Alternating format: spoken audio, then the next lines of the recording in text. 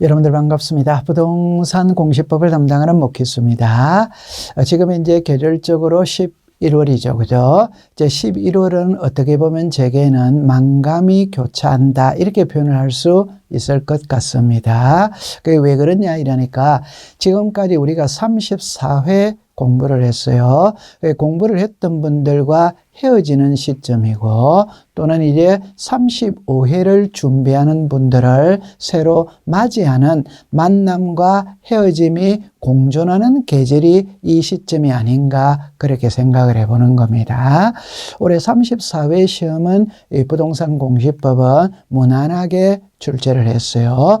부동산 공시법 때문에 시험에 잘못됐다 그런 소리를 하는 사람은 아직까지는 없었습니다. 평이하게 출제를 했고 우리가 학원 스케줄 그대로 공부를 하셨다면 누구나 70점 이상은 고득점으로 합격하셨을 것으로 생각이 됩니다. 이제 여러분들 같이 35회 합격을 위해서 출발을 한번 해보도록 하죠. 여러분들 우리가 이제 제가 이 사진을 가져온 이유가 뭐냐 할 때 여러분들 아기가 태어났어요. 그죠? 여기는 자 바닷가죠. 그죠? 만약에 해운대 앞바다라고 가정을 해봐요. 여기는 2002년 월드컵 거리용은 그 사진입니다. 그럼 여기에 광화문의 출퇴근 시간이죠. 그죠? 여기는 신도림역의 출퇴근 사진입니다. 여러분들 우리가 사람이 태어났다면은 그 출생 신고라는 걸 통해서 주민등록 등본에다가 이름을 올려야 되고 가족관계 증명서에다가 이름을 다 올려야 돼요. 그럼 여러분들 여기 보니까 주민등록 등초본이 나오죠. 그죠? 여기다가 이름을 다 올려야 돼요. 가족관계 증명서에 이름을 다 올려야 하는 겁니다. 그러면 이 그림을 보면은 자 평야이죠. 그죠? 산이죠. 그죠? 여기는 단독 주택이죠. 여기는 아파트예요. 그러면 이걸 한마디로 표현하면은 우리나라 전 국토가 있을 거 아니에요. 그게 산이든 평지든 단독주택이든 아파트든 이걸 전부 다 등기부에 혹은 대장에다가 등록을 다 해야 되는 겁니다. 그러면 사람은 출생신고라는 걸 통해서 주민등록 등본에다가 이름을 올리며 국가가 그걸 보고 국민을 보호해주고 세금을 부과하는 기준으로 삼겠죠. 그러면 대한민국에 있는 모든 국토도 여기 나와 있는 등기부와 지적공부에다가 등록을 다 해야 돼요. 사람은 주민등록 등본에다가 가족관계 증명서에다가 등록을 하지만 이 부동산은 있죠. 이게 등기부입니다. 대한민국에 있는 모든 부동산 등기부에 등록을 다 해야 되고 이게 대장이에요. 토지 대장입니다. 이게 지적도입니다. 그죠? 그래서 등기부와 지적공부에 등록을 다 해야 돼요. 그렇게 하는 이유는 국가가 토지를 효율적으로 관리하고 세금을 부과하기 위해서 그렇게 하는 겁니다. 모든 걸 등록을 다 하는 거예요. 사람은 출생신고를 통해서 주민등록 등본에다가 등록을 하고 부동산은 등기부와 대장에다가 모든 토지를 등록을 하는 겁니다. 그럼 우리가 배우는 과목은 부동산 공시법이죠. 그죠? 그럼 이걸 어떻게 출발을 하느냐 하면은 공인중개사 과목은 크게 6개가 있어요. 그 중에 학개론을 제외한 나머지 5과목은 법학입니다. 법학은 법 조문을 가지고 있고 그 법 조문을 풀어 헤쳐가는 과정이 공부입니다. 그럼 우리 과목의 제목이 부동산 공시법이죠. 그럼 이것도 여러분들 부동산으로 나눌 수 있고 공시로 나눌 수 있고 법이에요. 그러면 부동산이 무엇이냐, 공시가 무엇이냐, 법이 무엇이냐. 여러분들 부동산은 민법에서 부동산의 정의를 내릴 때 토지와 그 정착물이다 이렇게 말을 하죠. 토지는 그냥 토지예요. 정착물은 건물하고 나무를 이야기합니다. 여러분들 토지와 그 정착물이니까 토지하고 붙어 있어야 돼요. 건물, 토지와 붙어 있죠. 나무, 토지와 붙어 있죠. 그런데 이 나무는 우리의 연구 대상이 아닙니다. 나무는 부동산 공시법에 적용을 받는 게 아니라 임목법에 적용을 받아요. 그러면 만약 민법에서 부동산이 무엇이냐 이렇게 물으면 토지와 거점작물이다 이렇게 답을 하면 되고, 우리 부동산 공시법 시간에 부동산이 무엇이냐 이렇게 물으면 토지와 정착물, 토지와 건물이다 이렇게 이야기하면 돼요. 그럼 여기에 공시가 나와죠. 공시는 유사한 글자는 공금이다. 아파트에서 반상회를 한다. 그러면 언제 어디서 몇 시에 반상회 한다. 이걸 주민들에게 알리는 게 공고잖아요. 그죠? 그러면 이 공시도 알려주는 거예요. 알려주는 거. 그러면 법은 법입니다. 그럼 이거는 이제 풀이를 하면 부동산 공시법이 뭐냐? 부동산에 대해서 알려주는 법. 이게 부동산 공시법이에요. 사람에 대해서 알려주는 법에는 가족법이 있다, 친족법이 있다, 호적법이 있다, 상속법이 있다. 그런 거는 사람과 관련된 것이고, 우리가 배우는 건 사람을 배우는 것이 아니라 부동산을 공부하는 겁니다. 그래서 부동산에 대해서 알려주는 법. 이게 부동산 공시법이에요. 그러면 부동산에 대해서 알려주고자 하는 법에는 두 가지가 있습니다. 하나가 부동산 등기법이 있고, 하나가 공간정보의 구축 및 관리 등에 관한 법률. 여러분들 지적법은 정확한 이름이 아니에요. 약어입니다. 약어. 지적법의 정확한 이름은 공간정보의 구축 및 관리 등에 관한 법률. 이걸 줄여서 지적법 이렇게 부르는 거예요. 그러면 등기법에서는 무엇을 통해서 등기부를 통해서 부동산 표시와 권리관계를 우리들에게 알려주고자 하는 것이고, 지적법에서는 지적 공부를 통해서 토지의 표시와 소유자를 알려주고자 하는 겁니다. 그 말을 역으로 말하면 부동산 표시와 권리관계를 알고 싶으면 등기부 등본을 발급받아 봐라 이 말이에요. 토지의 표시와 소유자를 알고 싶으면 지적 공부를 발급받아 봐라 이 말입니다. 여러분들 지적 공부 생소할 수도 있는데, 예를 들어라, 그게 대장과 도면을 말하는 겁니다. 여러분들 토지 대장, 임야 대장, 건축물 대장, 지적도, 임야도 들어는 보셨을 거예요. 자, 그러면 이제 이 등기부에서 우리들에게 공시하고자 하는 것은 부동산 표시와 권리관계죠. 이 부동산 표시가 소재, 지번, 지목, 면적, 구조, 종류이고, 권리관계가 소유권과 소유권 이외입니다. 그럼 이걸 우리가 이제 그림으로 한번 확인을 해본다면, 여기에 부동산이 있죠. 이 부동산을 가장 쉽게 접근하는 방법은 자기 집 주소를 그대로 써버리면 되는 거예요. 자, 그럼 우리가 자기 집 주소를 이렇게 기록을 했어요. 그럼 여기 읽어보면은 서울특별시 강남구 삼성동, 이걸 소재라고 이야기를 합니다. 여기 100 있죠. 이걸 지번이라고 이야기를. 자, 여기서 우리가 알아야 될 건 사람을 기준으로 하느냐, 부동산을 기준으로 하느냐. 만약 사람을 기준으로 했다면 여기를 주소라고 이야기를 하고 지번을 번지라고 이야기를 합니다. 그런데 우리가 수업 시간에 배우는 건 사람을 배우는 게 아니고 부동산을 배워요. 그래서 소재, 지번입니다. 그 다음에 여기 지목이 나와 있죠. 지목은 대다 이렇게 나와 있죠. 여러분들 지목이 뭐냐 이렇게 하면 토지의 종류라고 생각하면 돼요. 이거를 예쁘게 말하면은 토지를 효율적으로 관리하고 과세 부과를 위해서 그 토지가 사용하는 용도에 따라 분류를 해놓은 게 지목입니다. 지목. 우리나라의 토지의 종류는 28개가 있어요. 지적 파트에서 가장 중요한 게 지목입니다.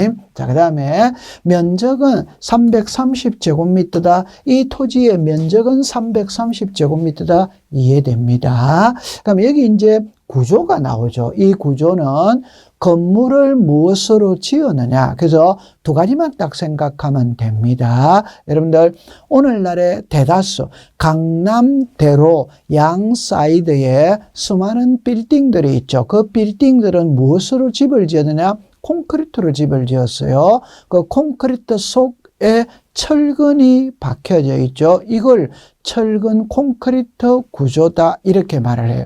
그럼 이제 이 주택을 보면은 기와집이죠. 여기 이제 흙으로 집을 지었고 나무로 집을 지었죠. 이런 거를 우리가 목조, 기와, 구조. 그래서 구조는 두 개만 생각하고 있으면 됩니다. 하나는 철근 콘크리트 구조고 하나는 목조, 기와 구조다. 이렇게 생각하면 돼요.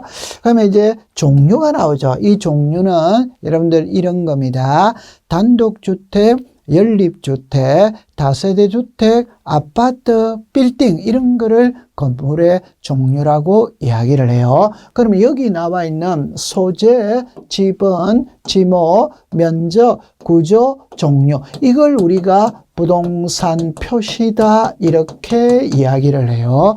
그럼 앞으로 수업을 할 때 이게 낱말 하나하나를 이야기하는 경우도 있지만 대다수는 묶어서 부동산 표시라고 이야기를 해요. 그러면 여러분들은 제가 부동산 표시라고 말을 사용을 하면 소재, 지번, 지목, 구조, 종류, 면적 이런 거를 이야기하는구나 이렇게 생각하면 되는 거예요. 그 다음에 이 부동산의 소유자가 누구인지를 나와야 되겠죠. 그럼 소유자가 송윤하다 이렇게 나와 있죠. 그러면 송윤아가 이 부동산에 그냥 살 수 있죠. 아니면 이 집을 전세 줄 수도 있고 이 집을 담보로 제공하고 은행에 돈을 빌릴 수도 있어요. 그러면 전세권을 설정할 수도 있고 저당권을 설정할 수도 있다. 그래서 여기서 핵심은 세 가지를 딱 줄입니다. 이게 부동산 표시, 이게 소유권입니다. 이게 소유권 이외가 되는 거예요. 그러면 등기부등본을 발급받아 보면 이런 것들을 다 알 수 있는 겁니다. 자, 그럼 이제 우리가 이 지적은 크게 우리 부동산 공시법은 크게 두 개로 나눌 수 있다고 그랬죠. 하나가 지적이고 하나가 등기입니다. 이 지적은 4장으로 이루어져 있고 등기는 5장으로 이루어져 있어요. 여러분들 이 지적은 있잖아요. 공부하기가 아주 수월합니다. 그래서 막말로 가볍게 이야기하면 3일만 공부하면은 12개를 맞출 수 있다 이렇게 말을 해요. 근데 이 등기는 어렵습니다. 이 등기는 법률이거든. 그러니까 민법이 기초가 되어 있어야 공부를 할 수 있어요. 그러면 이제 작년도를 제가 비교를 해보면 이렇게 한번 비교를 해볼게요.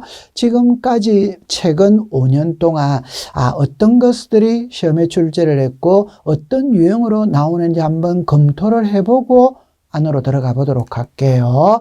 그러면 여기 보니까 30회, 31회, 32회, 33회, 34회 이렇게 나오죠. 그럼 출제인이 물을 때 옳은 것을 묻는 지문이 있고 틀린 것을 묻는 지문이 있어요. 이거는 비슷해요. 우리가 지적은 등기는 24문제잖아요. 그럴 때 옳은 것은 13문제, 틀린 것은 11문제, 옳은 형의 유형은 14문제, 10문제 이렇게 하니까 유사하게 출제를 한다. 이렇게 보면 돼요. 그 다음에 이제 박스형 문제 있죠. 그죠? 이 박스형 문제도 평균 7문제 정도 출제를 한다. 이렇게 생각하면 되는 겁니다.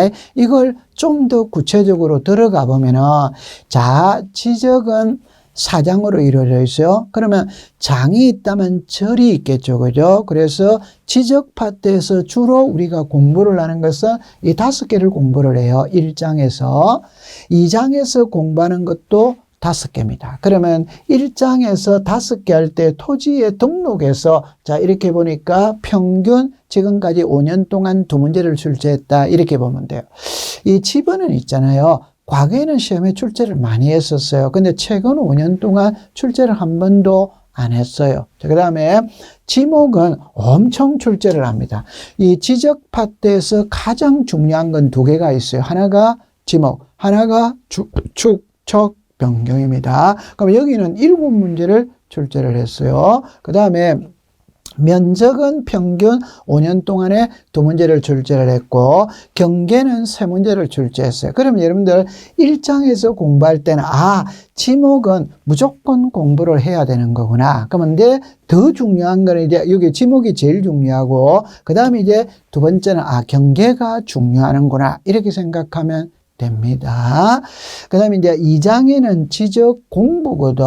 이 지적 공부에는 크게 5개의 주어를 가지고 공부를 해요. 그러면 처음에 보존 및 관리에서는 지금까지 2문제를 출제를 했고 등록사항은 그냥 해마다 출제한다 이렇게 생각하면 돼요. 그래서 여기에 6문제를 출제를 했습니다.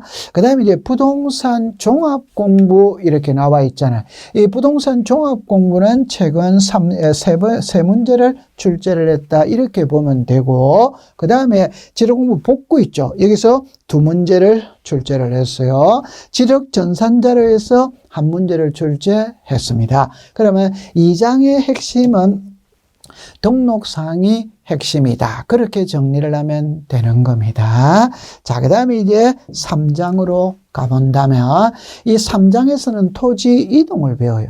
토지 이동에서는 제목이 크게 6개가 나오는데 1번에 토지 이동에서 지금까지 3문제를 출제를 했고 등록상 정정에서 2문제를 출제를 했고 이 축척 변경 있죠. 여기에 여러분들이 보니까 축척 변경은 해마다 출제를 하고 비중이 가장 높아요. 그래서 33에는 3문제를 출제를 했고 34에는 2문제를 출제. 그래서 9문제 출제를 했습니다. 그러면 여러분들은 좀 전에 1장에서 지목과 2장에서 등록사항과 3장에서 축적 변경은 무조건 출제를 하는구나. 그러면 3문제를 먼저 우리가 맞추고 들어가는 거예요. 그 다음에 도시개발 사업에서 3문제, 대위 신청에서는 5년 전에는 출제를 한두 문제 했는데 최근 5년간은 출제를 하지 않았어요. 그럼 지적 정리 후의 절차가 2문제를 출제한 겁니다.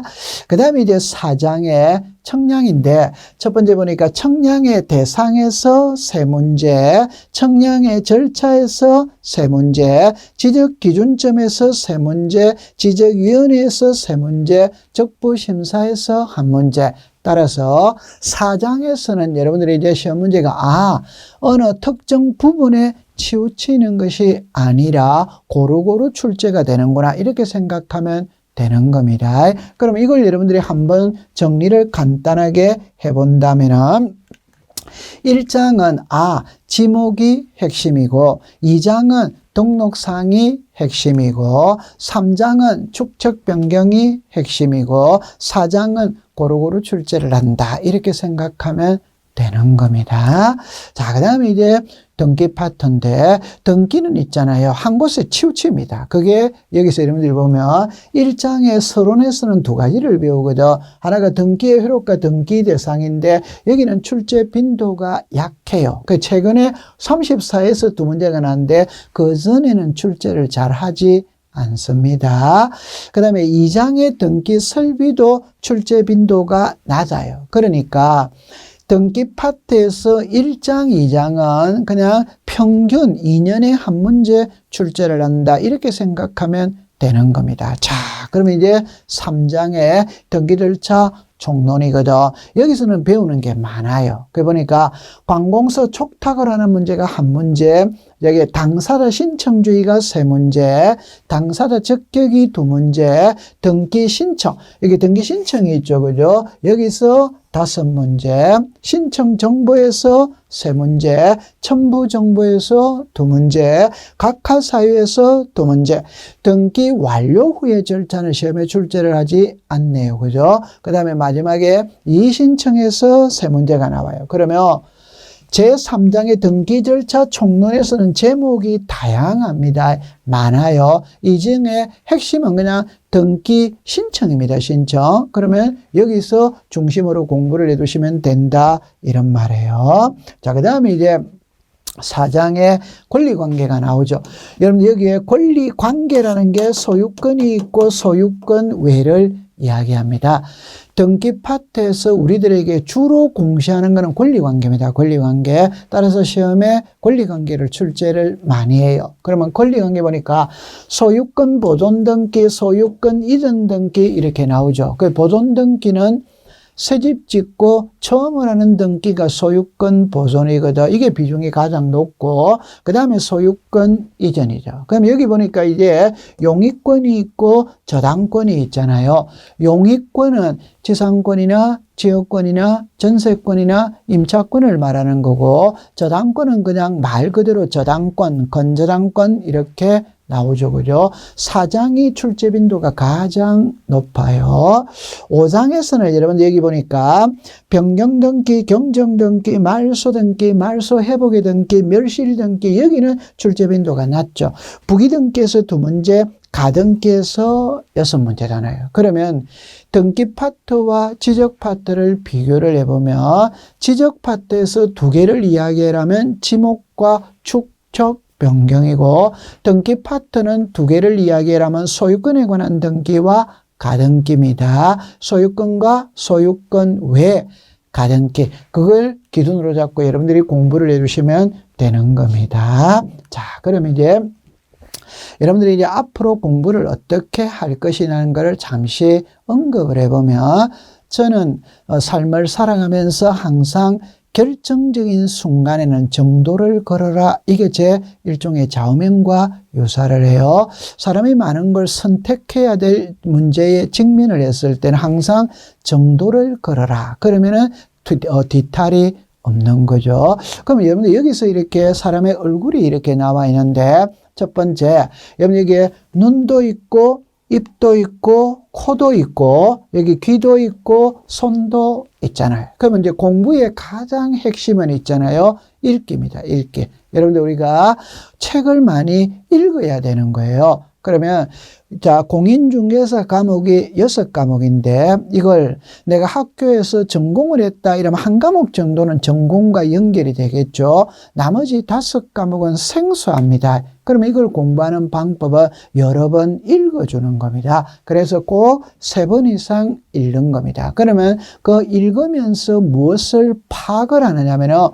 주어, 목적어, 동사적으로 주어는 주어고 목적어 여기서 목적어도 되고 보어도 되고 형용사도 되는 겁니다. 그 다음에 마지막에 동사가 있죠. 그러면 출제인이 문제를 낼 때 주어를 묻는 문제가 있고 목적어를 묻는 문제가 있고 동사를 묻는 문제가 있어요. 그런데 우리는 절차법이기 때문에 주로 묻는 거는 동사 마지막 거를 묻는 겁니다. 자, 2번째 이제 여러분들이 볼 수 있는 거는 귀죠. 그럼 귀는 많은 거를 들어야 될 거 아니에요. 그래서 여러분들 이 동영상이라는 걸 우리가 지금 동영상으로 강의를 하고 있죠. 한 번 들어가지고는 무슨 말인지 잘 모릅니다. 그러면 한 번 더 듣는 거죠. 이게 반복 학습인 겁니다. 그래서 들었던 것을 또 듣고 또 듣고 이렇게 반복으로 들어주는 거예요. 그 다음에 이제 여러분들에게 손이 있죠. 그러면 이제 손이 있다는 거는 여러분들이 읽다가 보면은 양이 너무 많아요. 그 양이 많으니까 이걸 줄여야 되겠죠. 이게 바로 노트 필기입니다. 그래서 책 한 권의 페이지가 400페이지가 나오잖아요. 이걸 최소한 50페이지, 40페이지로 줄여야 되는 거예요. 그러면 이 노트 필기를 해줘야 됩니다. 그 다음에 이제 요약 정리 쪽으로 암기해야 될 사항이 무엇이고 이해를 해야 될 사항이 무엇이냐 구별을 해가지고 요약 정리를 해두는 겁니다. 그 다음에 이제 여러분들이 이제 나중에 이론을 공부하고 나면은 문제풀이를 해야 될 거 아니에요. 그 문제풀이를 하다 보면은 맞는 문제는 계속 맞을 수 있고 틀린 문제는 계속 틀리는 문제가 있어요. 그래서 오답 노트라는 거, 이 부분은 제가 자꾸 틀리는구나, 헷갈리는구나. 그럴 때는 오답 노트를 만들어서 정리를 해두는 게 바람직합니다. 그 다음에 이제 여러분들 이제 저는 강의를 이제 많은 경험을 가지고 있어요. 그래서 저는 개인적으로 밴드, 여러분들 네이버 밴드는 다 한 개씩은 다 가지고 있죠. 저 역시 부동산 공시법 밴드를 가지고 있어요. 회원은 지금 2만 명이 넘습니다. 이 밴드에는 있잖아요. 매일 자료가 올라가요. 그래서 여러분들 이런 거잖아요. 동영상 이런 거는 양이 많으면 불편하죠. 그죠? 그래서 짜투리 시간 5분 분량의 시간. 그러니까 전철을 타든지 아니면 잠깐 잠자리에 들기 전에 짜투리 시간을 이용해서 볼 수 있게끔 요약 정리를 내가 밴드에 매일 자료를 올립니다. 그러면 여러분들 앞으로 이제 부동산 공시법 밴드에 가입을 해서 거기에 올라오는 자료를 여러분들이 매일매일 보시면 돼요. 그럼 여기 보니까 또 합격 보장반 이렇게 해놨죠. 저는 개인적으로 합격 보장반을 운영을 하고 있어요. 이 합격 보장반은 어떻게 하느냐면은 매주 금요일 날 제가 문제를 여러분들의 메일을 통해서 쏩니다. 그러면 여러분들은 금요일 날 문제를 받아서 토요일 날, 일요일 날 12시까지 풀고 그걸 정답을 저한테 다시 제출을 하는 거예요. 그러면 월요일 날 아침에 성적과 해설이 밴드를 통해서 공개가 되는 겁니다. 이 합격 보장반 가입은 밴드 공지사항에 나와 있어요. 그대로 가입을 하면 되는 겁니다. 그 다음에 저는 또 유튜브를 활용을 하고 있어요. 제가 개인적으로 유튜브를 가지고 있습니다. 여러분들 핵심적인 자료, 오늘 암기해야 될 자료 이런 거를 유튜브에다가 일주일에 1개씩 올리는 겁니다. 그럼 여러분들이 출퇴근을 하면서 잠시 짜투리 시간에 유튜브를 들으면서 실력을 향상시켜 가면 되는 겁니다. 그래서 이 그림을 통해서 책을 많이 읽어야 되는구나. 노트 정리를 해야 되는구나. 동영상을 반복해서 봐야 되는구나. 부동산 공시법 밴드에 가입을 해서 매일매일 자료를 보면서 공부를 해가야 되고 유튜브를 통해서 요약 정리를 해야 되는구나. 그런 거를 느끼시길 바랍니다. 그럼 이제 지적으로 들어가서 1장, 2장, 3장, 4장 이렇게 나오잖아요. 그죠? 이거는 이제 제가 우리 지금은 입문 과정이기 때문에 가장 대표적인 목차 정리입니다. 이 부동산 공시법은 절차법입니다. 절차법이기 때문에 목차가 나와야 돼요. 그래서 이 목차 정리를 이번 시간에 해보도록 합니다. 잠시 쉬었다가 이어서 공부를 한번 해보도록 하죠. 여러분들 고생했습니다.